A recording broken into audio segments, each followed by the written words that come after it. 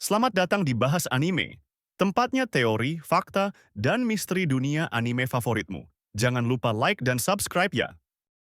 Bagi si badut, dulu dianggap lelucon, kini salah satu dari 4 kaisar lautan. Tapi, gimana ceritanya karakter yang selalu jadi bahan tertawaan? Bisa sampai segila ini? Hari ini, kita bahas fakta-fakta mengejutkan tentang Bagi si Yonko. Siap-siap! Kamu bakal lihat sisi lain Bagi yang selama ini nggak kamu sadari. Pertama, kita bahas fakta yang sering dilupakan. Bugi adalah mantan kru Raja Bajak Laut, Goldie Roger. Iya, dia ikut ekspedisi legendaris menjelajahi Grand Line bersama Shanks. Walau saat itu dia cuma kru biasa, fakta bahwa dia satu kapal dengan Roger memberinya reputasi besar di mata dunia.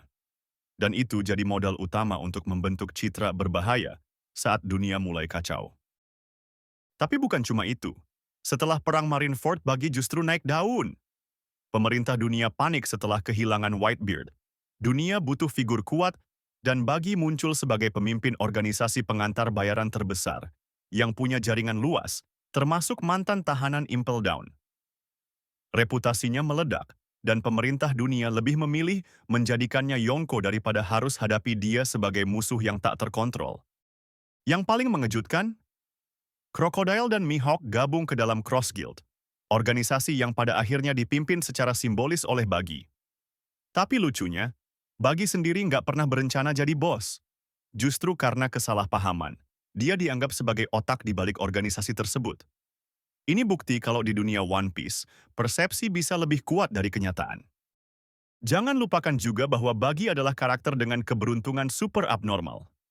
Dia selamat dari Impel Down, perang besar, bahkan dari amukan Luffy dan kawan-kawan. Semua karena faktor luck. Tapi justru keberuntungannya itu yang bikin dia bertahan dan terus naik pangkat di dunia yang keras ini. Jadi, kenapa Bugi bisa jadi Yonko?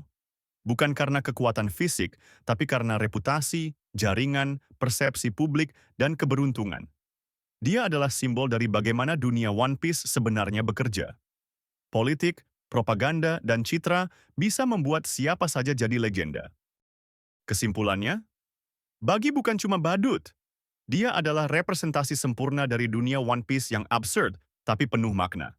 Dan siapa tahu, di akhir cerita nanti, Bagi bisa jadi salah satu pemain paling penting di sejarah dunia.